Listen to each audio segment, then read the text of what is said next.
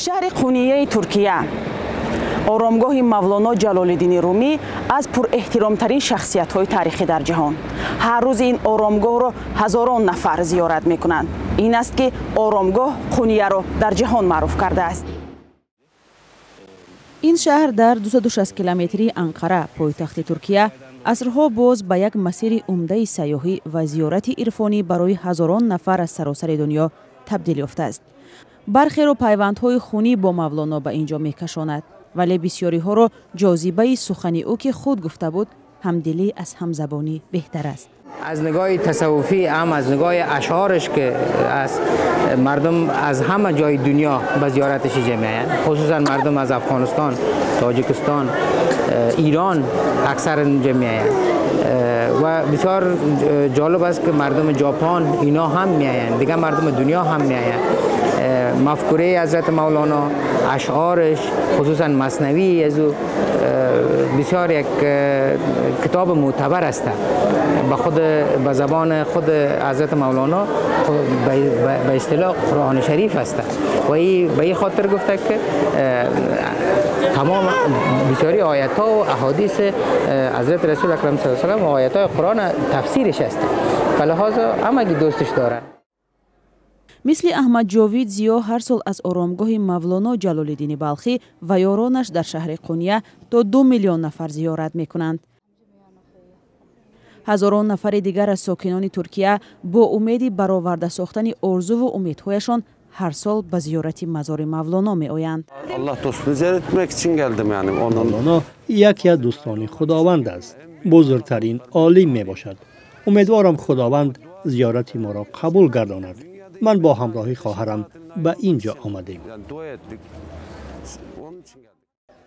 آرامگاه مولانا در قونیه در میدان 18,000 متر مربع دامن گسترده است. آن در سال 1274 با تلاش یکی از شاگردانش حسام الدین چلبی ساخته شده است. ساختمان این بنا در عهد سلطان‌های عثمانی و در عموم قریب 700 سال ادامه یافته است. در سال 1927 با یک قرار ویژه حکومت ترکیه آرامگاه مولانا به آثارخانه تبدیل داده شد.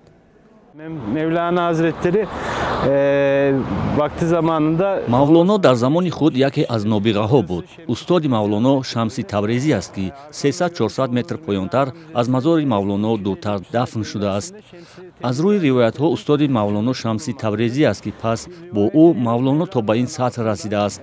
در اینجا چیله‌خانه مولانا است، لباس‌های مولانا است، آثارش محفوظ است. یکی از بزرگترین اثرهای مولانا مثنوی معنوی است. ما در مکتب خیلی زیاد آن را آموختیم. مولانا از خراسان آمده است، ترک نیست. قونیه 1.3 میلیون اهالی داشته بعد از استانبول، انقره و ازمیر چهارمین شهر کلان ترکیه دانسته می شود. در اینجا در برابر زیارت مزار مولانا و یاران او همچنین در حجره های الهیده کتاب های او و برخی از لباس و اشیای او و یارانش از جمله کچکولو، کلاه‌های درویشی آنها نیز به نمایش گذاشته شدند. خودی ترک ها جلال‌الدین بلخی را بیشتر مولانا نام میبرند و به شخصی او خیلی احترام دارند. Mevlana'ya Konya'ya genellikle gelirim gezmeye. اینجا به من خیلی پسند است، زیبا و یک مکانی با عظمت. من در مکتب درباره مولانا خونده بودم و همیشه درباره نوشته های مولانا بحث می کردیم. من می دونم که مولانا یکی از بزرگترین نابغه ها به شمار می رود. باید هر انسان مولانا را آموزد. یکی از بزرگترین آثار مولانا مثنوی معنوی است که درباره دوستی بین آدمان نوشته شده است. در مورد جای تولد مولانا در اینترنت افغانستان گفته شده است.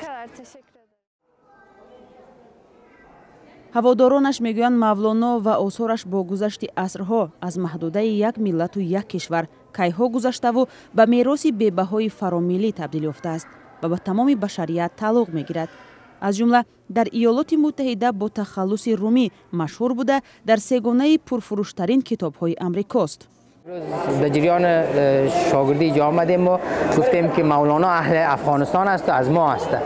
یکی از خانم‌ها از ایران بود، او بسیار یک گپ خوب زد، گفت که مولانا اهل افغانستان نیست، مولانا اهل دنیا است، از همگی است، صرف از افغانستان نیست و اون به اون شکل هم است. خودش شعرش است که میگه از بلخ بروم آمد نه بلخی و نه رومی و از شهر جنون برخاست نه مست و نه دیوانه.